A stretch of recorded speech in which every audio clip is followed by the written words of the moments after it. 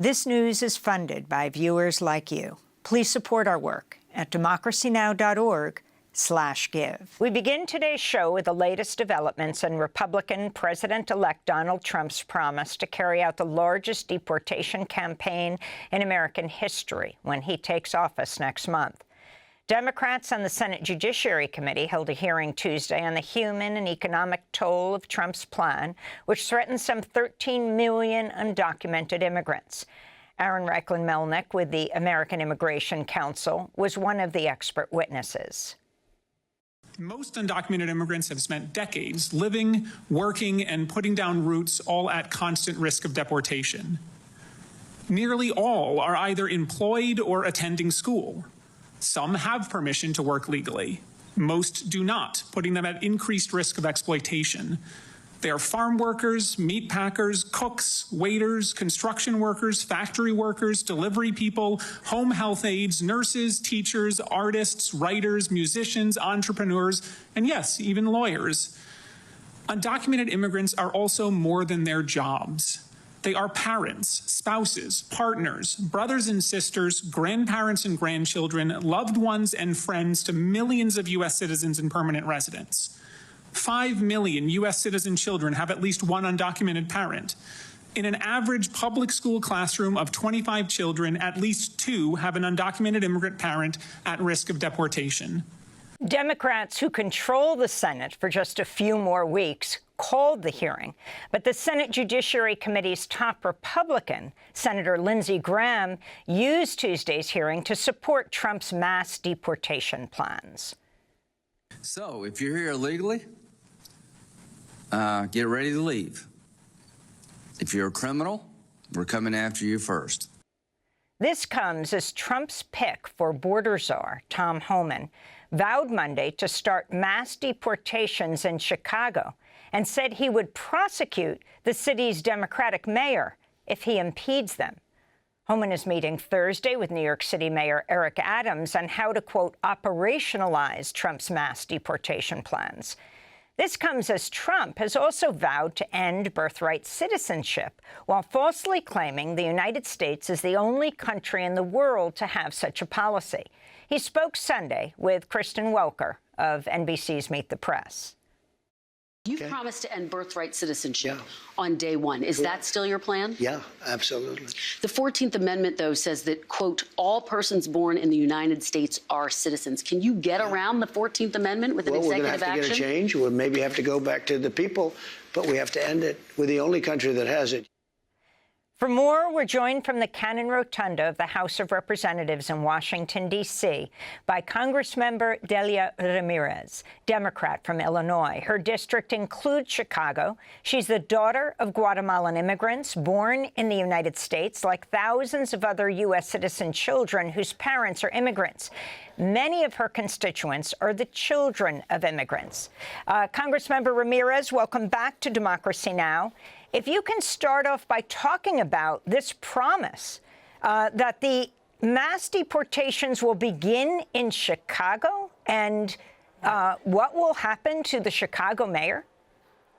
Yeah. I mean, Tom Homan decided to come not just to Chicago to make those promises, but he came to my very own district, the district of Guatemalan immigrant, daughter of Guatemalan immigrant and congresswoman.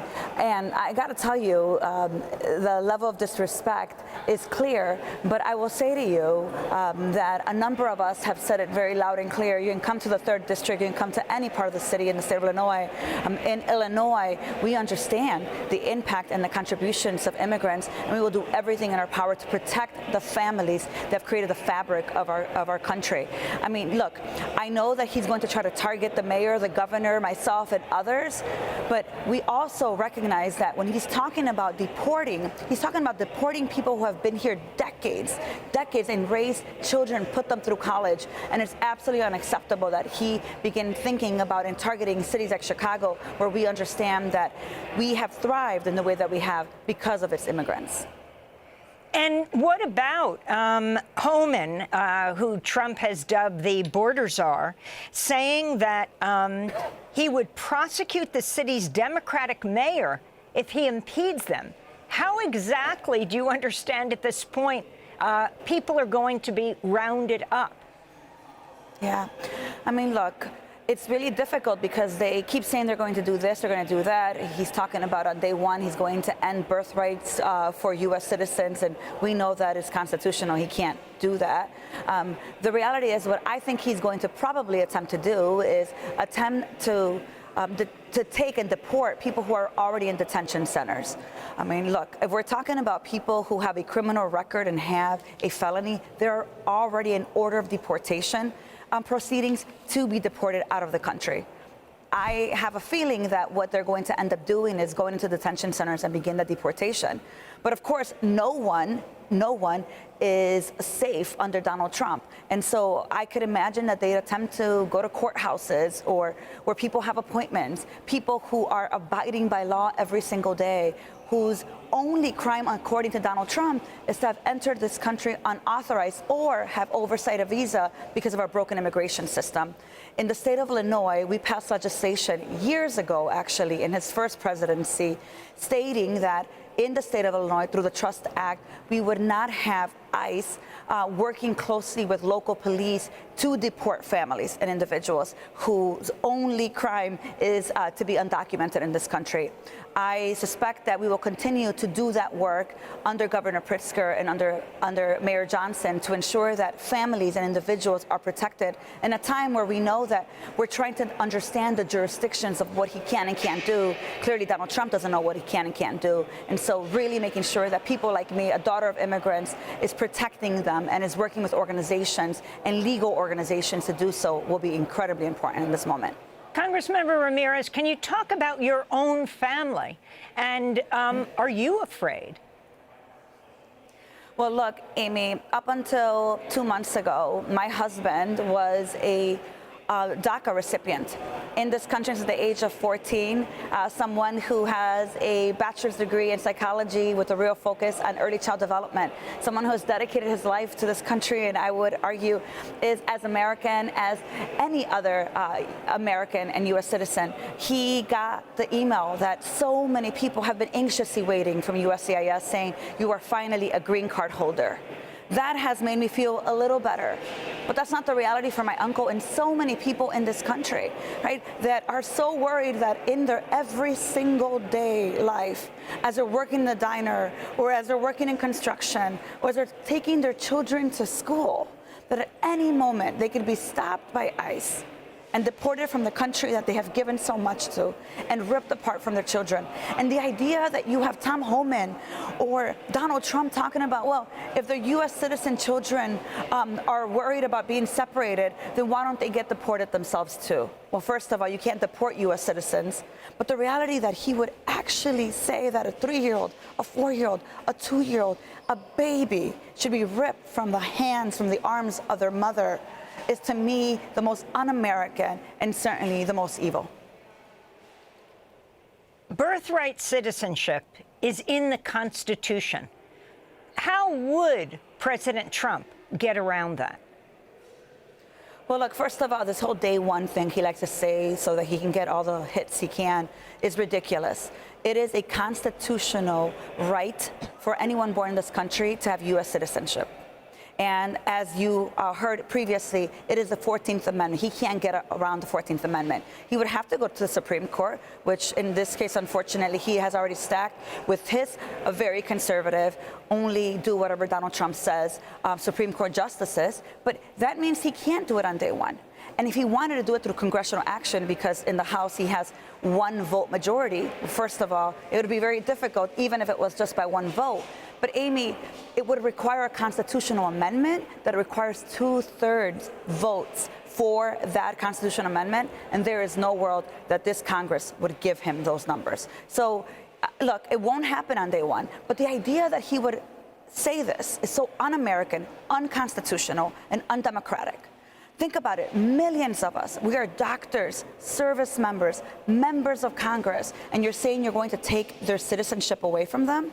We should be asking ourselves as the American people, first U.S. citizens who are first generation, then who is next? Who is American enough for Donald Trump? So let's talk about who's next. During a recent interview on 60 Minutes, Trump's picked to be border czar, Tom Homan, said the mass deportation campaign could also target U.S.-born children born to undocumented parents. He was being interviewed by Cecilia Vega. We have seen one estimate that says it would cost $88 billion to deport 1 million people a year. I don't know if that's accurate or not. Is that what American taxpayers should expect? What price do you put on national security? Is it worth it? Is there a way to carry out mass deportation without separating families? Of course there is. Families can be deported together. So there is Homan saying, of course, there's a way not to separate families that are both legally in the United States and not just deport them all. Amy, it's so interesting, right, and hypocritical. Tom Homan's ancestors are not originally from this area, from this region, from the United States. When his ancestors came, and I'm sure the Statue of Liberty was welcoming them, they didn't have to go through a bunch of paperwork to enter this country. Some would argue that in that time, borders were very different. Some would even define it as even more open borders. Give me your tired, give me your hungry, and we will take them in, and we'll make this country the beautiful country it is. It is cynical to me for this man to be the same man that says he represents a future president that cares about families and saying, simple, have them get deported with their parents. They have known nothing else, these children, than the United States as their country. They are as American as Tom is, as American as Tom's parents are, as American as Tom's family is, and yet here he is, simple, just go ahead and have them deported. This is a moment for Democrats and for people who remember how this country's economic opportunities were built, those that perhaps their parents came in the early 1900s, Italian Americans to New York, or those that came 25, 30 years ago or now, to ask themselves, what kind of country are we? Are we going to say that children whose country is the United States, we're going to send them to go die in a country that they don't know? This is a moment for us to be fearless and courageous, to take a stand for every single person that Donald Trump is attacking. If it's trans kids, if it's women, if it's immigrants, because he's coming for every one of us that he believes and he deems not American enough. What can President Biden do in these last weeks of his administration that would protect undocumented immigrants? Yeah. Well, look, I think there's a number of things and a number of executive orders that you perhaps have heard from a number of advocacy groups that have been sent to him. There's renewals of DACA that could be done. People who have DACA and maybe their appointment is in February or March, why not just make sure that the renewal, if all the paperwork is correct, there is no criminal record. By the way, if you are a DACA recipient, you have to have a clean record, no criminal background. Already we vet all those things. Give those automatic renewals. Extend protections for people who are already on parole. Extend the TPS for those that are about to have their TPS expire. There's a number of things we could be doing. We still have the White House.